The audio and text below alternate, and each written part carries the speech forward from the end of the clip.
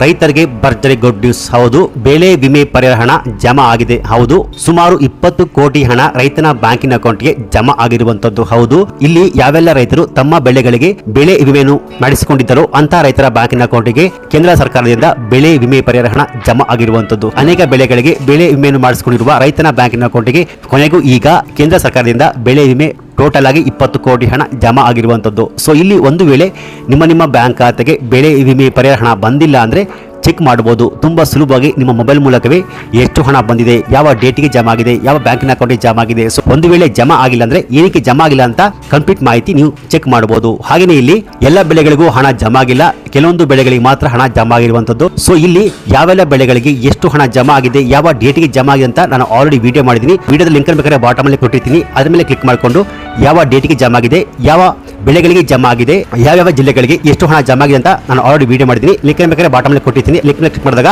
ಆ ಮಾಹಿತಿ ಓಪನ್ ಆಗುತ್ತೆ. ಸೊ ಬನ್ನಿ ವಿಡಿಯೋವನ್ನು ಶುರು ಮಾಡೋಣ. ಹೌದು ಸ್ನೇಹಿತರೆ, ಇಲ್ಲಿ ರೈತನ ಬ್ಯಾಂಕಿನ ಅಕೌಂಟ್ಗೆ ಸರಿಸುಮಾರು 20 ಕೋಟಿ ಹಣ ಕೇಂದ್ರ ಸರ್ಕಾರದಿಂದ ಜಮಾ ಆಗಿದೆ. ನಿಮ್ಮ ಬ್ಯಾಂಕ್ ಖಾತೆಗೆ ಹಣ ಜಮಾ ಆಗಿದೆಯೋ ಆಗಿಲ್ವೋ, ಯಾವ ಡೇಟ್ಗೆ ಜಮಾ ಆಗಿದೆ ಅಂತ ಹೇಗೆ ಅಂದ್ರೆ ಸ್ನೇಹಿತರೆ, ಮೊದಲು ನಿಮ್ಮ ಮೊಬೈಲ್ ಅಥವಾ ಲ್ಯಾಪ್ಟಾಪ್ ನಲ್ಲಿ ಸಂರಕ್ಷಣೆ ಅಂತ ಟೈಪ್ ಮಾಡಿ ಸರ್ಚ್ ಕೊಟ್ಟಾಗ ಫಸ್ಟ್ ಓಪನ್ ಆಗುತ್ತೆ ಸಂರಕ್ಷಣೆ Karnataka crop insurance application NIC ಅಂತ. ಅದರ ಮೇಲೆ ಜಸ್ಟ್ ಕ್ಲಿಕ್ ಮಾಡ್ಕೊಳ್ಳಿ ಸ್ನೇಹಿತರೆ. ನಂತರ ಇನ್ನೊಂದು ಪೇಜ್ ಓಪನ್ ಆಗುತ್ತೆ. ಸೊ ಇಲ್ಲಿ ಬಂದು ವರ್ಷವನ್ನು ಆಯ್ಕೆ ಮಾಡ್ಕೊಳ್ಳಿ. ನಂತರ ಬಾಟಮ್ ಅಲ್ಲಿ ಕಾಣುತ್ತಾ ಖಾರಿಫ್ ಆಯ್ಕೆ ಮಾಡಿಕೊಂಡು ನಂತರ ಬಾಟಮ್ ಅಲ್ಲಿ ಕಾಣುತ್ತಾ ಮುಂದೆ ಬಟನ್ ಮೇಲೆ ಜಸ್ಟ್ ಕ್ಲಿಕ್ ಮಾಡ್ಕೊಳ್ಳಿ. ನಂತರ ಇನ್ನೊಂದು ಪೇಜ್ ಓಪನ್ ಆಗುತ್ತೆ.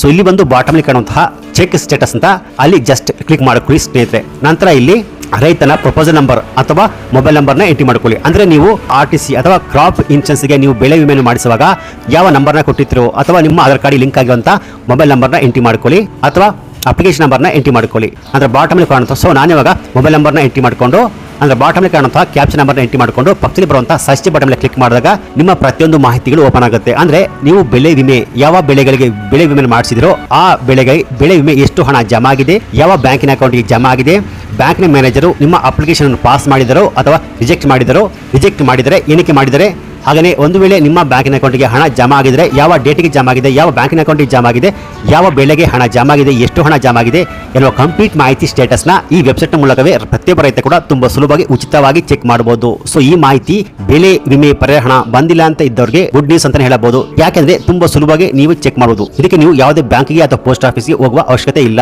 ಸೊ ಈ ರೀತಿಯಾಗಿ ಬೆಳೆ ವಿಮೆ ಪರಿಹಾರ ಹಣ ಎಷ್ಟು ಹಣ ಜಮಾ ಆಗಿದೆ ಅಂತ ತುಂಬಾ ಸುಲಭವಾಗಿ ಚೆಕ್ ಮಾಡಬಹುದು. ಸೊ ಈ ಮಾಹಿತಿ ನಿಮಗೆ ಇಷ್ಟ ಆಗಿದ್ರೆ ಈ ವಿಡಿಯೋಗೆ ಲೈಕ್ ಕೊಟ್ಟು ಈ ವಿಡಿಯೋವನ್ನು ನಿಮ್ಮ ಎಲ್ಲ ರೈತ ಬಾಂಧವರಿಗೆ ಶೇರ್ ಮಾಡಿ.